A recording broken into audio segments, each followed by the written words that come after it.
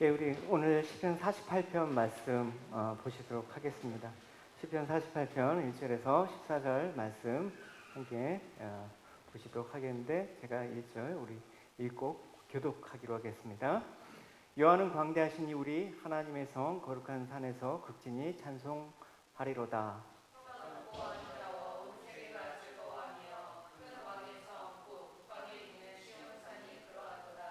하나님이 그 여러 공중에서 자기를 요새로 알리셨도다. 그들이 보고 놀라고 두려워 빨리 지나갔도다.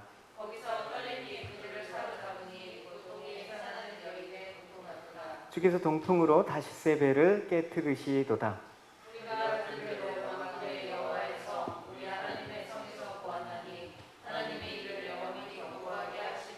하나님이여, 우리의 죄의 전 가운데서 주의 인자하심을 생각하였나이다.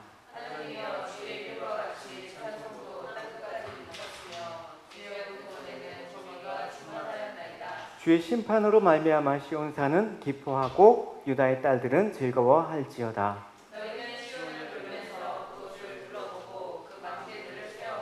그의 성벽을 자세히 보고 그의 궁전을 살펴서 후대에 전하라.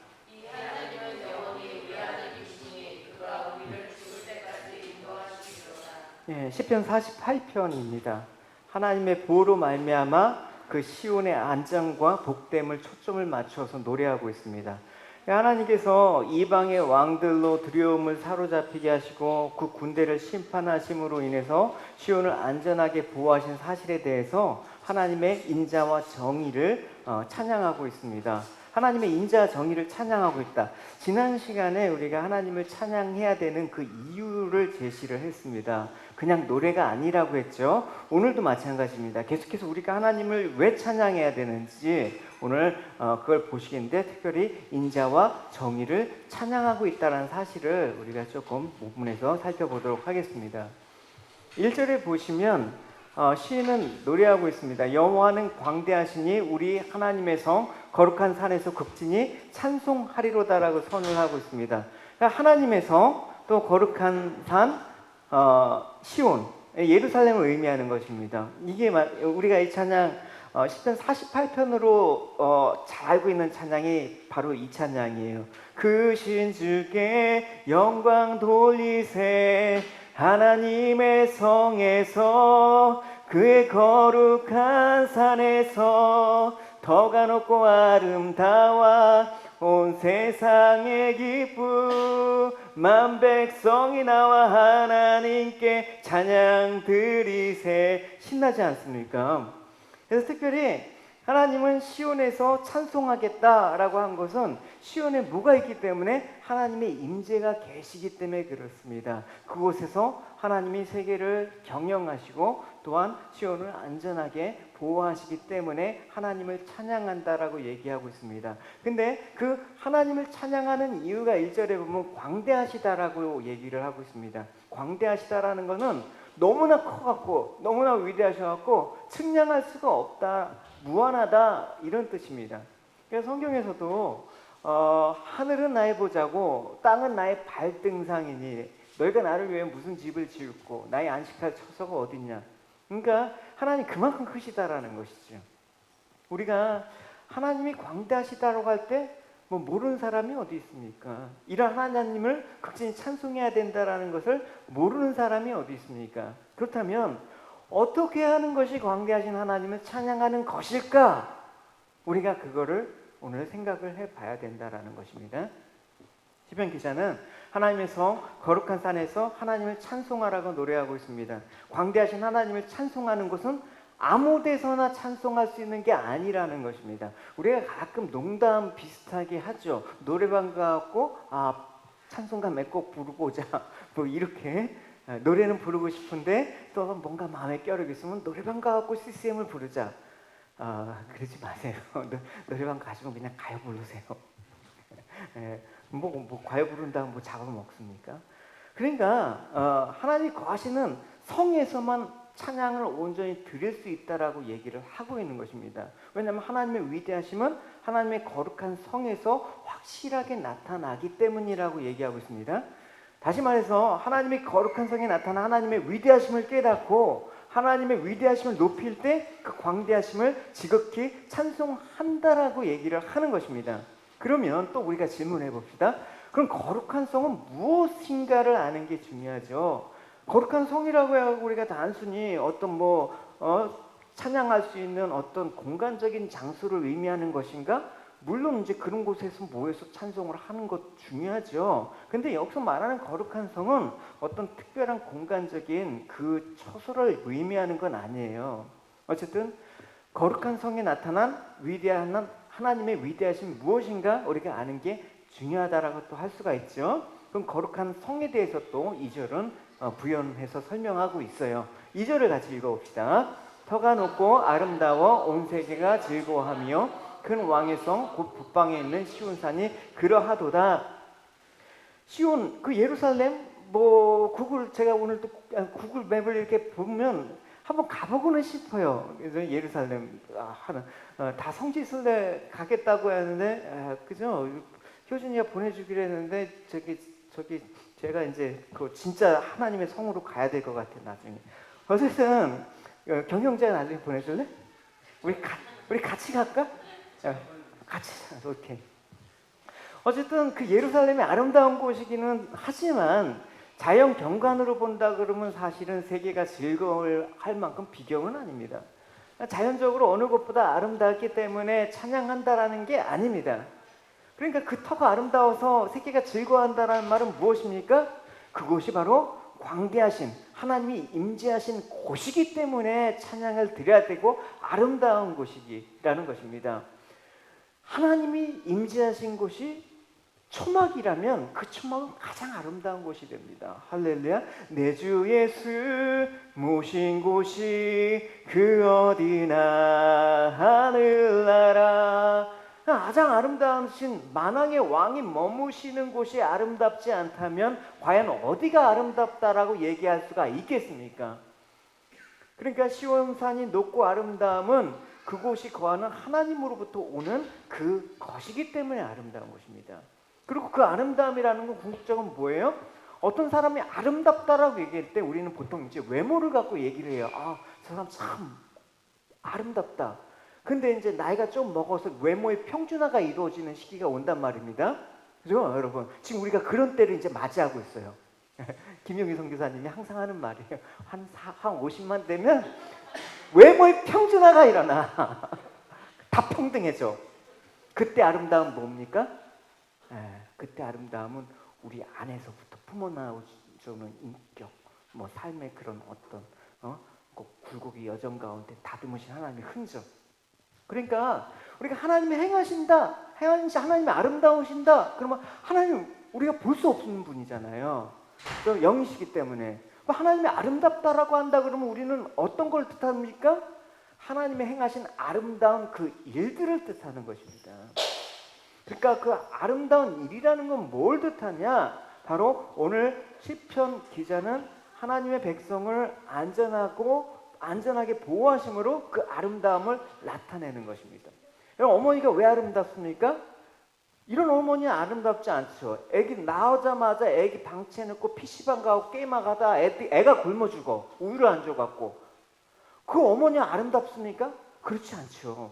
그 아이에 대해서 헌신하고 아이가 자랄 수 있도록 모든 것들을 쏟아내고 그렇게 아끼지 않고 쏟아 부으니까 어머니 위대하다. 어머니 아름답다 얘기하는 거예요. 하나님이 우리를 만드셨어요. 만드셨는데 그냥 우리가 알도록 너희들이 알아서 살아라. 그럼 하나님이 아름답다고 우리가 찬송할 수가 없는 거죠. 하나님이 아름답다라는 거는 반드시 우리의 구원과 관련이 있는 그 일을 행하셨기 때문에 우리를 죽은 자 가운데서 살리신 그 영원한 생명으로 인도하신 그 하나님의 그 일이 아름답다라고 얘기하는 것입니다. 그러니까 그 아름다움은 오늘 시편에서는 주의 보호하심과 그 안전하게 그 대적들부터 지켜주심을 드러내는 것입니다. 그러니까 4절과 5절을 읽어보시기 바랍니다. 같이 읽어봅시다.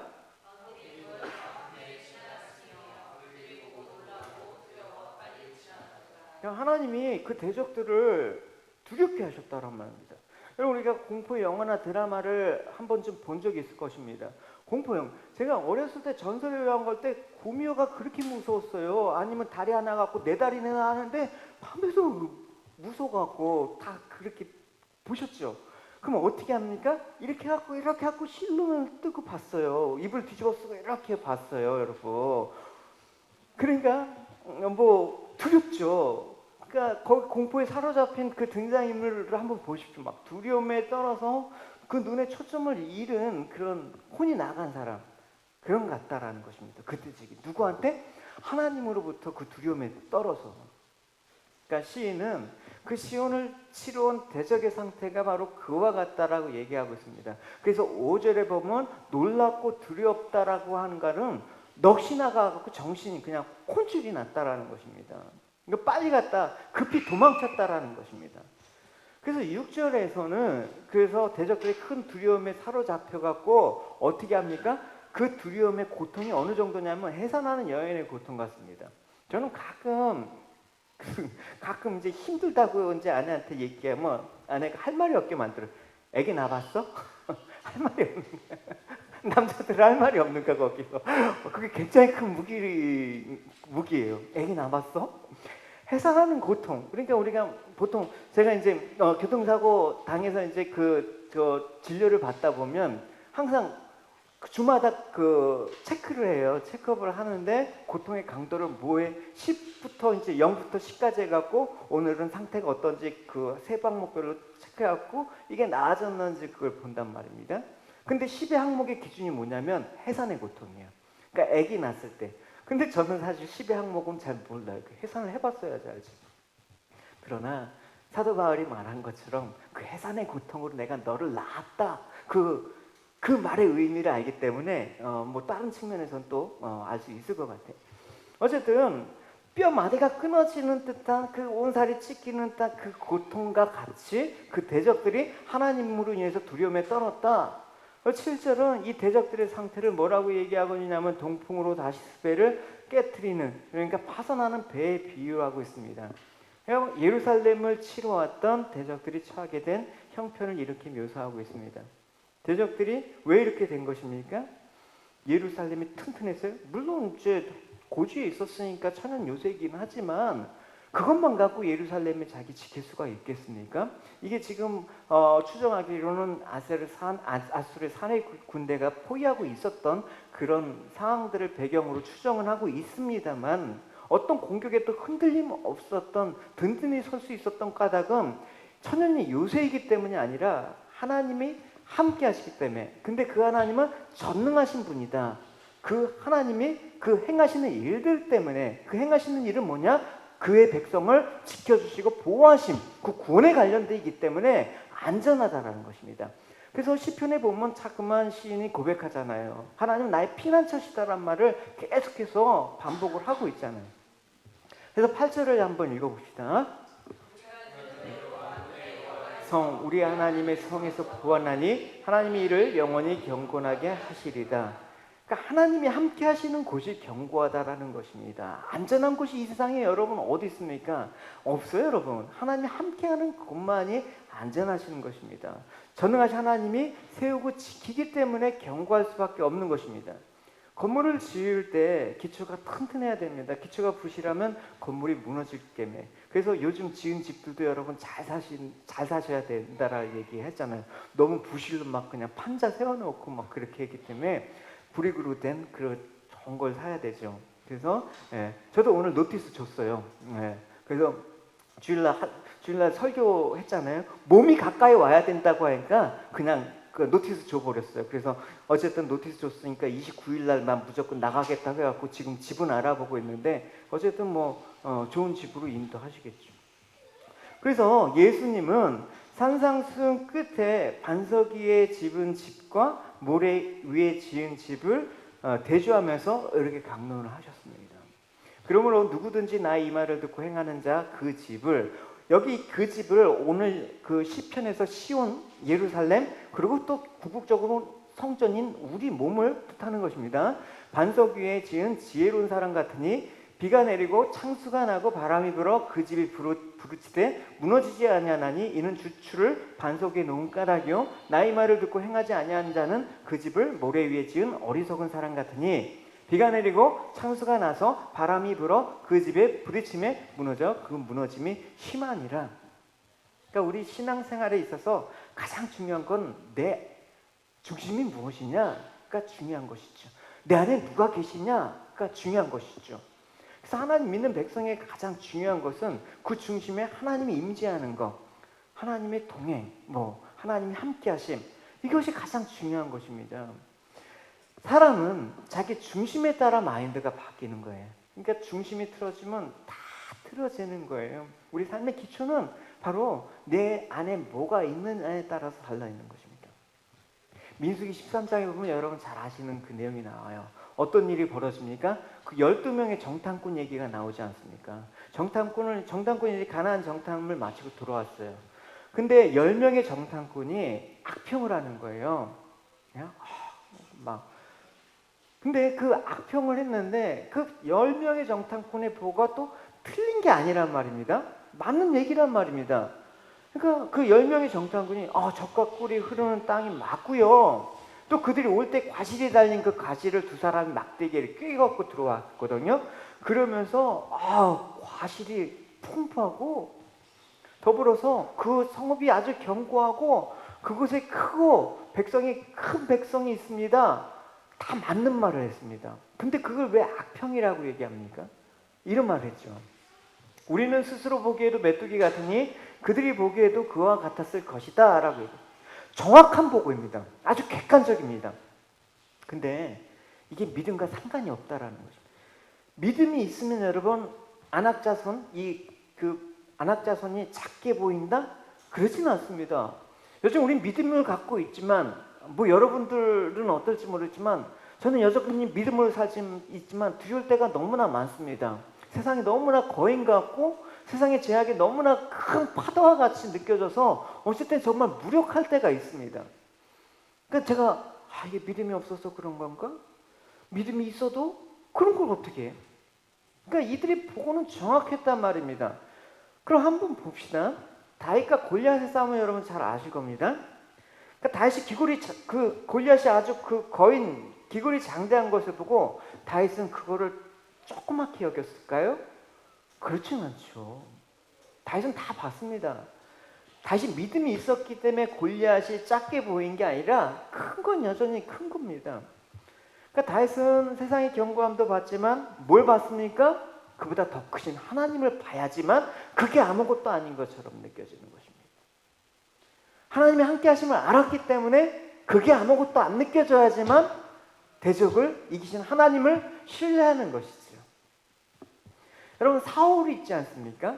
다시 이제 골리앗을 이제 첩으로 내가 나가겠습니다 할 때 사울이 그런 거예요. 너 미쳤냐? 사울이 다윗에게 이르되 내가 가서 저 블레 사람과 싸울 수 없으리니 너 소년이잖아. 너 꼬맹이가 어려서부터 골리앗이 용사야. 용사란 말은 뭐냐? 전쟁에 아주 능한 사람이란 말입니다.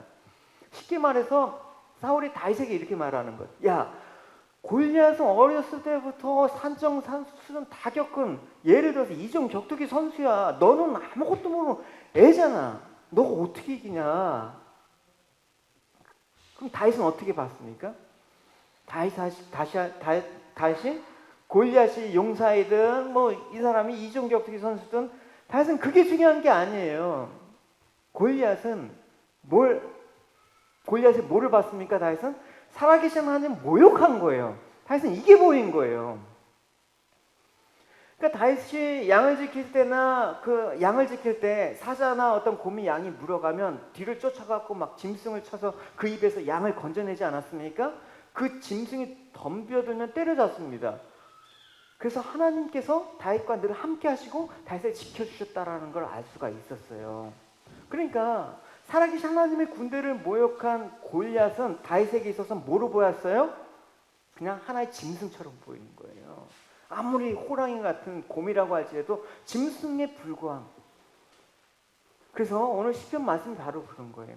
하나님 우리 마음만 가운데 계시면 우리가 그 하나님의 하나님 되심을 알고 찬양해야 된다. 그걸 얘기하는 거예요. 근데 우리가 그걸 알고 찬양을 하는가? 그걸 묻는 거예요. 우리 안에 살아계신 하나님, 역사하신 하나님이 어디에 계시느냐? 그걸 묻는 거란 말입니다. 그러니까 똑같은 문제인데도 불구하고 내 중심에 하나님, 그러니까 하나님이 함께 하심을 아느냐, 아니면 하나님이 나의 중심과는 뭔 내 중심적으로 사느냐에 따라서 똑같은 문제지만 결과도 다르고 과정도 다르고 그걸로 인해서 그 얻어지는 그 귀한 축복도 비교할 수가 없는 것입니다. 그래서 우리 삶의 경고함의 근거는 무엇이냐? 하나님이십니다. 할렐루야. 시인은 하나님이 어떠한 심을 바라보고 있는지 이렇게 고백하고 있습니다. 9절과 10절을 같이 읽도록 하겠습니다. 시작. 하나님이여, 우리가 주의 전 가운데 주의 인자심을 생각하였나이다. 하나님이여, 주의 이름과 같이 찬송도 땅끝까지 미쳤으며 주의 오른손에는 정의가 충만하였도다. 시편 기자가 성전에 나타난 하나님의 인자하심과 정의로움을 봤습니다. 그러니까 그게 뭡니까? 흠없는 제물이 자신의 죄를 대신해서 피 흘리는 것을 보고 하나님의 정의를 보았다라는 것입니다. 죄는 용서할 수 없는 하나님의 공의로움, 그게 정의예요.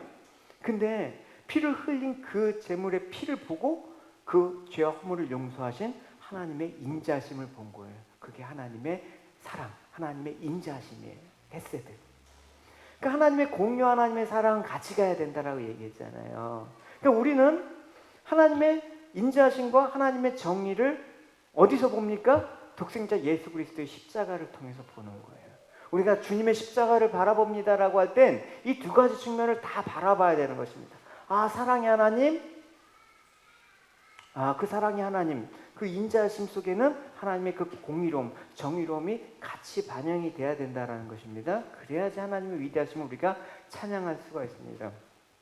그러므로 시편 기자가 시온산에서 하나님의 광대하심을 찬양하고 하나님의 인자와 정의를 높일 수 있는 것처럼 오늘도 우리는 예수 그리스도의 십자가를 통해서 하나님의 위대하심을 찬송할 수 있어야 되는 것입니다. 그리고 하나님의 그 끊을 수 없는 인자하심을 생각하며 하나님의 그 정의를 높여드려야 되는 것입니다.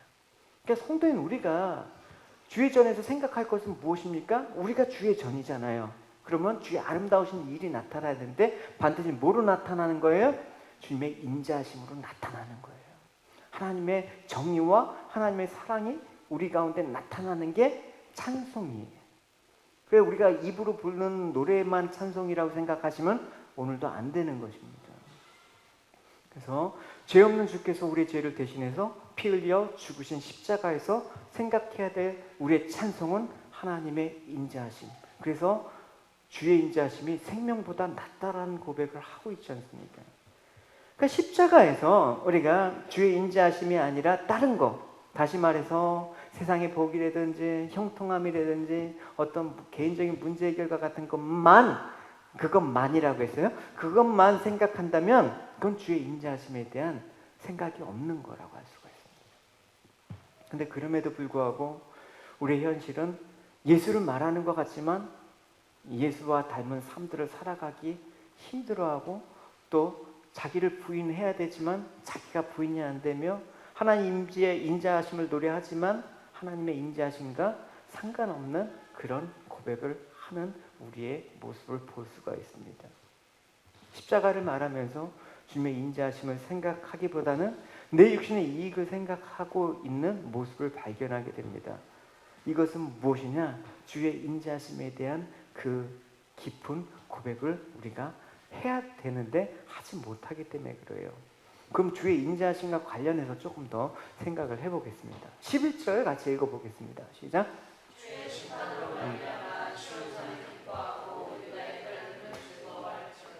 네, 여기 심판 대신에 구원으로 얘기하면 우리가 이해가 쉬워요. 주의 구원으로 말미암아 시온산은 기뻐하고 유다는 즐거워하라. 이런 말이 되잖아요. 근데 주의 심판으로 말미암아, 이게 바로 두 가지 측면, 십자가의 두 가지 측면, 그 정의와 하나님의 인자하심이 같이 포함되어 있단 말입니다. 그러니까 심판으로 인해서 기뻐하는 까닭은 무엇입니까? 하나님의 심판으로 인해서 하나님의 백성인 유다는 구원을 받았는데 유다의 대적은 멸망에 이르렀기 때문에 그렇습니다. 이거를 개역개정에는 판단이라고 얘기했습니다. 주님 앞에서 판단하는 거예요. 네, 그래서 하나님의 심판은 모든 사람에게 동일하게 나타나요. 우리도 하나님의 판단, 하나님의 심판을 동일하게 받는단 말입니다. 그걸 정의, 공의라고 얘기해요. 그래서 다윗은 자기한테 그러잖아요. 하나님이여, 주께서 나를 판단하여 주시옵소서. 나를 심판하셔 주시옵소서. 근데 그 심판을 했는데 결과가 다르게 나타나는 까닭은 뭡니까? 하나님께서 우리에게 구원을 가져다 주기 때문에. 그게 하나님의 인자하심이에요. 그러니까 우리가 하나님의 인자하심을 하나님의 심판이라는 측면에서 인자하심을 생각하지 않으면 그 인자하심의 진짜의 그 귀중함을 모르기 때문에 그냥 인자하심은 그냥 하나님 사랑이 많은 분이다, 하나님 용서하는 분이다, 하나님 뭐 선하신 분이다, 이런 고백만으로는 좀 우리가 알 수가 없단 말이에요. 반드시 하나님의 정의, 하나님 심판과 관련해서 내가 이런 사람이었는데 건짐을 받았기 때문에 이 인자하심에 대한 귀함을 알게 되는 것입니다. 그런 거지. 그러니까 그 인자하심의 극치가 바로 어디서 나타났습니까? 바로 예수 그리스도의 십자가에서 드러나지 않았습니까? 그래서 사도 바울은 얘기했습니다. 너희들이 자랑할 게 있으면 주 안에서만 자랑해라. 그럼 뭡니까? 주 안에서 이것도 자랑하라는 그런 말이 아니라 사실은 주만 자랑하라, 그런 뜻을 역설적으로 얘기하는 거예요. 우리의 자랑은 십자가밖에 없다라는 것입니다. 오직 주만을 자랑한다라는 것입니다. 그 자랑을 하라 이렇게 얘기해요. 그 자랑하는 게 뭐다? 바로 찬양하는 거예요. 하나님 십자가에서 정의와 그 인자하심을 나타낸 거. 그래서 12절, 13절을 읽어보겠습니다. 시작.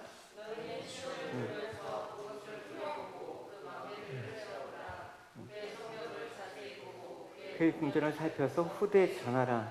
그러니까 이 말씀은 하나님이 구원 역사로 인해서 예루살렘 대적들이 손에서 어떻게 구원을 받고 보호하였는지, 하나님의 인자하심이 하나님의 그 정의 속에서 어떻게 발현되었는지 그것들을 살펴서 확인하라는 거예요. 저 사람한테 하나님께서 일하심의 흔적이 있는지 확인해 보라는 것입니다. 확인했는데 그 하나님을 확인한 결과 하나님의 보호하심이 얼마나 철저하고 완전한 건지 한번 확인해 봐라. 자기 백성들을 구원하시기 위해서 하나님의 일하심이 얼마나 섬세하고 얼마나 위대하시고 얼마나 광대하신지 한번 확인해 봐라. 그걸 확인해서 어떻게 하라? 찬양해라, 알려라, 그 얘기하는 거예요. 그래서 시인은 유다 성을 향해서 이 성의 상태를 확인해 보라고 했는데 확인해 본 것으로 그치지 않고 어떻게 합니까? 자세히 보고 후대에 전하라, 복음을 증거하라, 이 말이라는 것입니다. 그래서 우리는 만나는 사람마다 바로 하나님의 구원하심, 하나님 인자하심에 대한 증거를 우리는 비춰내야 되는 것입니다. 이게 수명이 다 됐나? 상훈 형제가 부를 텐가? 이 꺼지면 상훈 형제 오라고 해서 이게 전구 좀 갈아달라고 해야겠어요. 가는데 물론 레이버 차지는 안 받겠지만 헤어핀은 달라고 하겠다. 어쨌든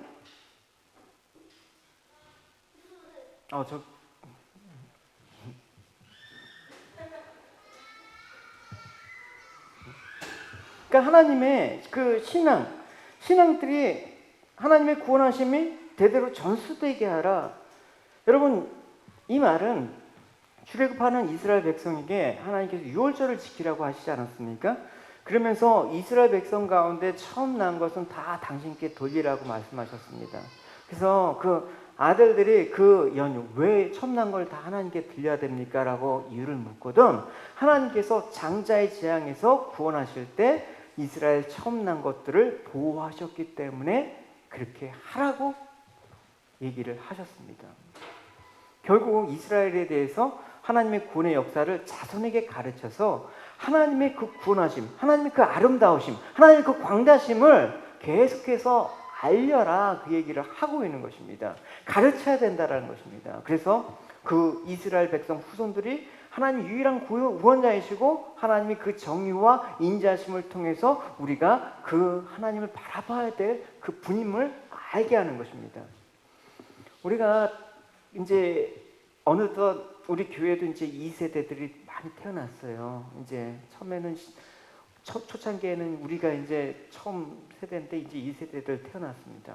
근데 이제 이민교회도 현실이기도 하지만 1세대들은 어쨌든 신앙생활을 나름 잘 하는데 이 자녀들에게 하나님의 구원의 역사를 가르치시는데 소홀한 분들이 의외로 많아요.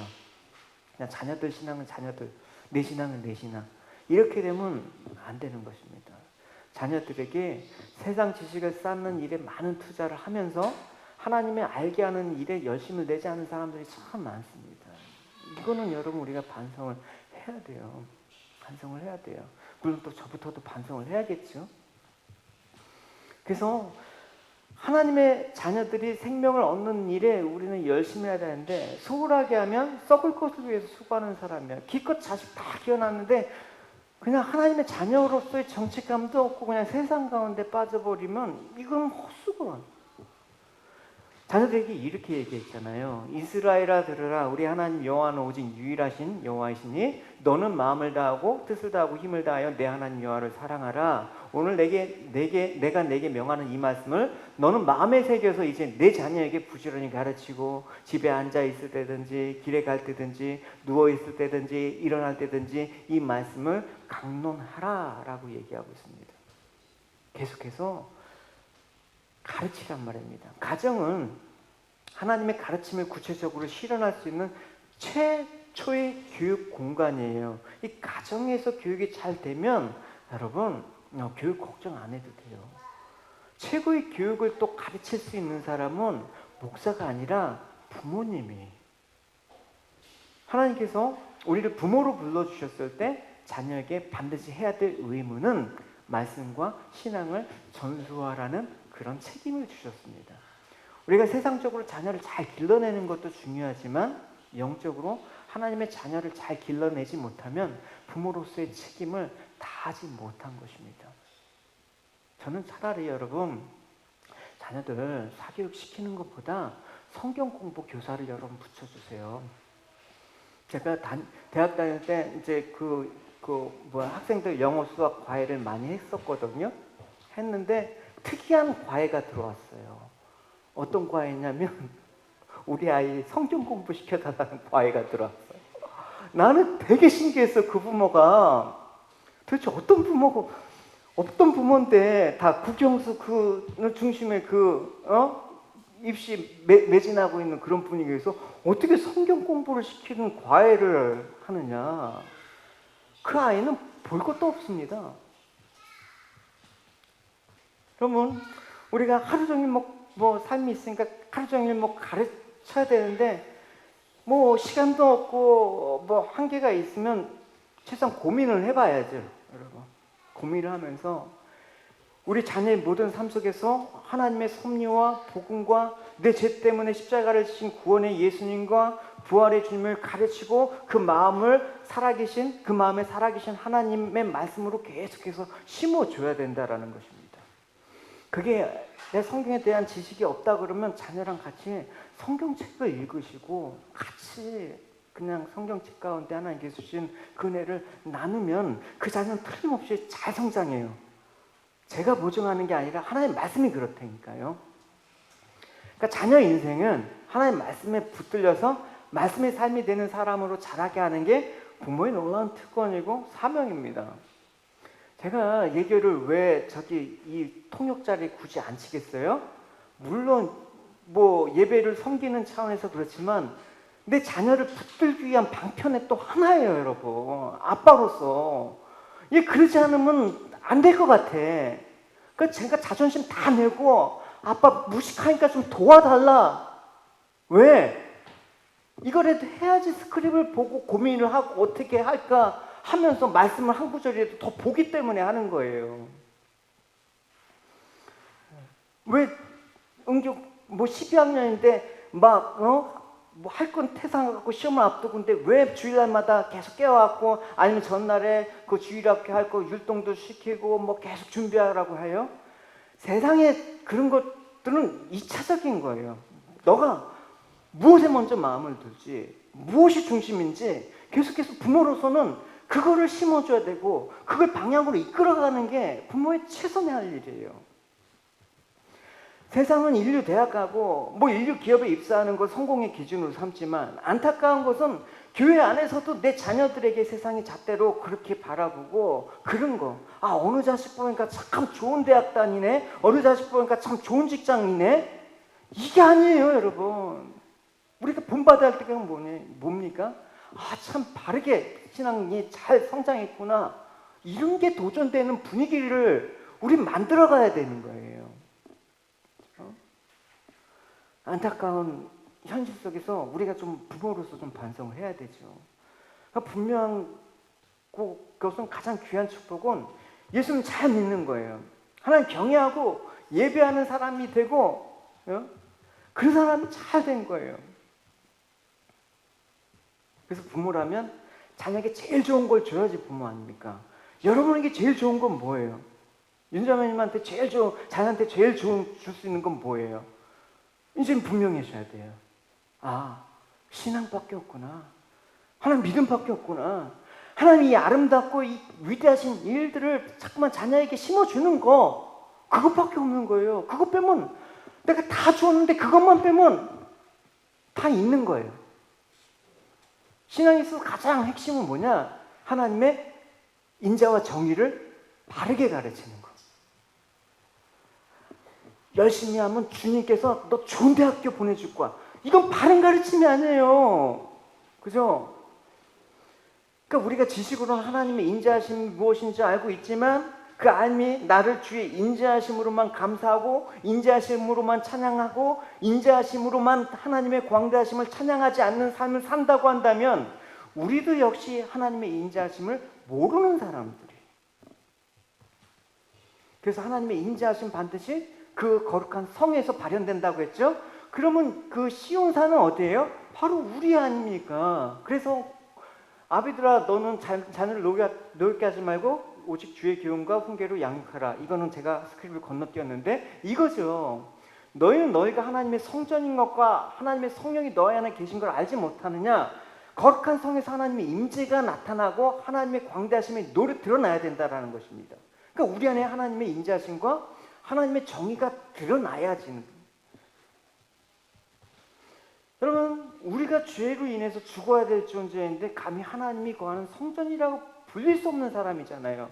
하나님의 정의로 보면 말이 안 되는 거지만 하나님의 인자심으로 보면 하나님이 얼마나 감사한 게 찬양될 수밖에 없는 것입니다.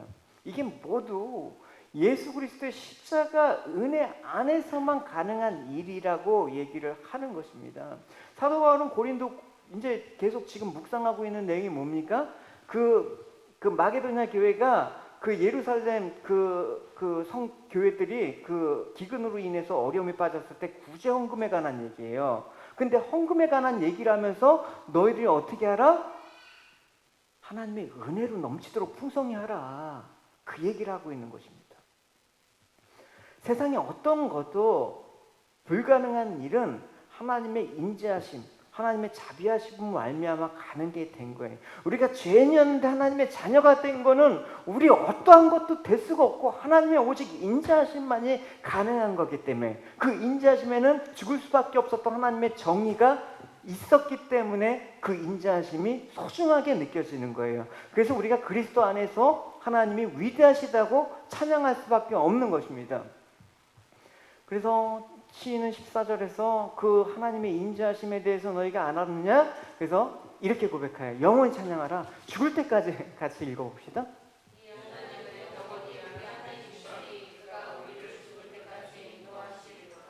영원히 우리 하나님이십니다. 우리가 죽을 때까지 이걸 잊으시면 안 되는 것입니다. 시인은 자기 백성에 대한 하나님의 보호와 그로 인한 안전을 절대적으로 확신했죠. 하나님의 인자하심이 나를 붙들고 계시다라는 거. 그걸 믿어 의심치 않았습니다. 그러니까 하나님께서 이스라엘 백성을 애굽에서 해방시키고 그들로 하여금 스스로 가나안에 들어갈 수 있도록 너희들이 이제 구했으니까 너희들이 알아서 가나안 땅에 들어가 너희들이 구원을 완성해 이렇게 안 하셨습니다. 왜? 그 불가능한 것이기 때문에. 절대 그럴 수가 없었습니다. 광야를 지나는 동안 수많은 대적들로부터 보호해 주셨죠. 짐승과 각종 태충으로부터 보호해 주셨죠. 안 그랬으면 다 멸망받았어요. 하나님이 우리에게 보호해 주지 않았으면, 하나님 인자심으로 우리를 나타내지 않았으면 하나님의 정의에 의해서 우리는 다 죽었던 사람이에요. 그러니까 하나님의 백성들을 구속하셨을 뿐만 아니라 그 구원을 어떻게 이제는 완성해가는 그 몫까지 하나님께서 다 하신다라는 것입니다. 우리 역시 하나님의 영원한 인도를 받아야만 되는 것입니다. 그 구원이 영원히 보장된다라는 것을 하나님의 인자하심으로 믿어야 되는 것입니다. 할렐루야! 이것이 바로 아까 시인이 우리가 찬송드렸던 오직 의인은 믿음으로 말미암아 살리라, 그 말을 하는 것입니다. 우리가 이러한 믿음이 있을 때 믿음 흔들리고 세상 흔들려도 내 믿음, 내가 안 지켜진 거잖아요. 내가 믿음이 있다고 하지만 내 믿음이 아니라 하나님의 인자하심이 나를 붙들고 있기 때문에 내 믿음도 지켜지는 거예요. 그래서 하나님께서 우리를 죄에서 구속하셨지만 더 이상 간섭하지 않고 스스로 구원을 완성하도록 내버려 두시지 않는 것입니다. 우리는 계속해서 연약해서 세상의 대적들과 싸워 이길 만한 힘이 없습니다. 무섭습니다. 골리앗 앞에 서면 왜 안 무섭습니까? 가나안 땅 정탐하고 오면 왜 안 무섭습니까? 하루 눈 떠보고 살아보면 왜 안 무섭습니까? 믿는 사람이라고 왜 안 무섭습니까? 그러나 무서울 때 더 크신 하나님을 보란 말입니다. 주님의 광대하심을 보라는, 위대하심을 보라는 것입니다. 그 하나님을 찬양하란 말입니다. 그러면 새 힘을 얻는다. 찬양했지 않습니까? 새 힘 얻으리 주를 바랄 때, 주를 바랄 때, 우리 주를 바랄 때, 주를 바라볼 때 새 힘을 얻으리. 이거 노래방에서 해야 되는 찬양인가요? 그렇지 않잖아요. 하나님이 우리를 죄에서 구속하시고 우리를 간섭하시고 우리를 보호하시기 때문에 다윗이 시편에서 고백한 것처럼 내가 사망의 음침한 골짜기를 다닐지라도 내가 해를 두려워하지 않는 까닭은 무엇이냐? 주께서 나와 함께 하심이 있기 때문이다 라고 고백을 할 수가 있는 것입니다. 그걸 뭐라고 합니까? 성도의 견인이라고 얘기해요. 하나님이 이끌어 가신다라는 것입니다. 그래서 하나님은 우리의 죄를 심판으로 갚지 않으시고 독생자 예수 그리스도의 죽으심, 그 피의 공로로 대신하셨습니다. 우리가 영원히 사망에 있어야 될 우리를 의롭다고 여겨주시고 하나님이 함께 하시는 성전이라고 만들어주셨습니다. 이처럼 놀라운 인자를 행하시는 분이 하나님이십니다. 이 하나님은 또 우리를 죽을 때까지 인도하십니다. 원수의 손에서 우리를 지키시고 보호하시고 생명의 나라로 들어갈 때까지 잠시도 쉬지 않고 보호하신다라는 것입니다. 장기영제가 들어와서 얘기를 했는데 가은이가 괜찮은 걸로 알고 있어요. 그죠? 뭐 특별히 들리는 소식이 없어요. 어제 남성교회 단톡방에 연락을 해서 가은이가 침대에서 떨어져 갖고 다리가 약간 이렇게 기부스가 됐어요. 그래서 이렇게 했는데 우리가 그랬죠. 우리가 내 자녀이지만 사실은 내 자녀가 눈 깜짝할 때 벌어지는 거 부모가 손 못 쓸 때 되게 많지 않습니까? 저희 초장에 와갖고 이제 2층 침대 애들을 썼는데 예결과 2층 침대에서 꼬맹이 때 떨어져갖고 뒤로 떨어졌어요. 그래 머리부터 떨어져갖고 얼마나 놀랬겠어요. 애가 어떻게 잘못된 줄 알고 깜짝 놀래갖고 어떻게 했습니까? 아무지도 않았습니다. 그래서 제가 너 속으로 했죠. 너 돌머리인가 보다. 공부하긴 글렀다. 근데 그 순간에 제가 알았어요. 하나님께서 순간적으로 얘를 보호하셨구나. 그러니까 걔가 왜 이름이 그레이스인지 아세요? 물론 지가 그레이스라고 했지만 걔 삶 가운데 진짜 하나님의 은혜가 아니면 설명할 수 없는 일이 되게 많아요. 진짜 많아요. 우리 부모로서 그 하나님의 은혜를 걔를 통해서 너무나 많은 것들을 경험을 했습니다. 그러니까 그 하나님의 우리를 보호하신다는 사실을 잊으면 안 되는 것입니다. 내 자녀를 하나님께 맡기시는 거, 그렇지만 부모로서 하나님께 그 자손을 맡기는 그 믿음이 여러분에게 있어야 되는 것입니다. 그렇죠? 형준이도 같이 예배 드렸으면 좋겠어요. 그래서 하나님 우리의 영원한 피난처가 되시고 찬송의 대상이 되십니다. 왜 그렇습니까? 하나님의 끊을 수 없는 그 인자하심이 사랑이라고 얘기했어요. 하나님의 그 사랑은 끊을 수가 없기 때문에 로마서 말씀이 바로 이거죠. 같이 읽어보겠습니다.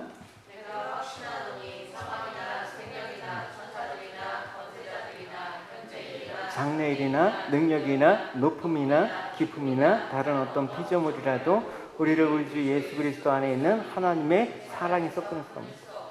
그러니까 하나님의 인자하심에서 끊을 수 없다라는 거예요. 이걸 지금 찬양하고 있는 거예요. 그러니까 우리가 하나님을 찬양하고 경배하는 데 있어서 중요한 것은 하나님의 어떠하심을 찬양하는가, 이걸 모르고 찬양하면 이게 우상한테도 찬양하는 건지 정말 하나님께 찬양하는 건지 모른단 말입니다. 하나님이 어떠한 분이신가 그걸 알지 못하면 어떻게 올바른 찬양이 나오겠습니까? 오늘 하나님 어떤 찬양을 원하십니까? 하나님의 그 정의와 인자하심을 찬양하는 것, 그 정의와 인자하심 속에서 하나님이 행하신 그 위대한 일들, 그 우리가 측량할 수 없는 이 구원의 놀라운 비밀들을 하나님께서 경륜하신 이 아름다운 일들을 찬양하는 것, 그게 우리의 찬양의 내용이란 말입니다. 이 내용이 중요한 것입니다.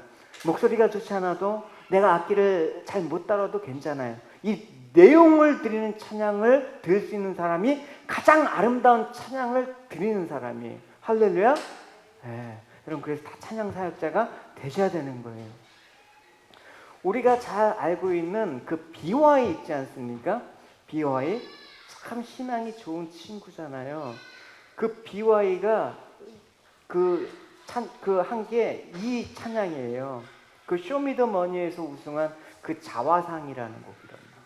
그죠? 이걸 랩으로 해야 되나? 내 죄들은 이미 사해졌어. 새로운 사랑과 축복으로 인해 내 아침에 난 다시 다음을 입어. 난 내가 말하는 것과 달리 내 가치를 알아. 특별한 고귀함을 가진 단 하나뿐인 자녀임을 말이야. God makes no mistake. 내가 쇼미더머니 나가볼까? 이런 내용이란 말입니다. 대단히 이게 하나님의 인자하심을 고백한 거예요. 이미 내 죄를 사하신 하나님의 정의 속에서 내 죄를 사하신 하나님의 인자하심을 고백한 거.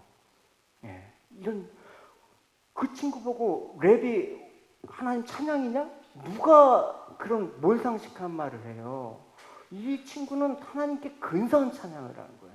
감동을 받았어요. 쇼미더맨이 이 고백을 하면서 이 비와 이 친구는 진짜 찬양 사역자다. 세상에 어떤 것도 하나님 이 인자하심을 대신할 수가 없다. 우리의 자랑과 찬송이 될 수 없다라는 것입니다. 그래서 시온산에서 이 광대하신 하나님이 어떤 분인가를 여러분 깨달으시고 하나님의 인자하심으로 말미암아 주님의 크고 위대하심을 마음껏 찬양하는 그 찬양 가운데 여러분 인생을 마음껏 주님께 드릴 수 있는 복된 여러분이 되시기를 주님의 이름으로 축원합니다. 우리 같이 찬양합시다. 찬양하실 때 주 여호와는 광대하시도다. 우리 찬양합시다. 이제 그 주 여호와는 광대하시다. 그 광대하심이 뭔지 여러분 우리가 살펴보았습니다. 우리가 측량할 수 없는 광대하심이란 주님의 정의와 인자하심, 하나님께서 그 아들 예수 그리스도를 통해서 십자가로 이루신 놀라운 구원의 일들, 그 구원의 일들이 어떻게 난다? 그 시온산 성전이신 우리 안에서 마음껏 드러나기 원한다. 할렐루야. 이해되셨죠? 우리 찬양 주님께 마음을 담아 고백합니다.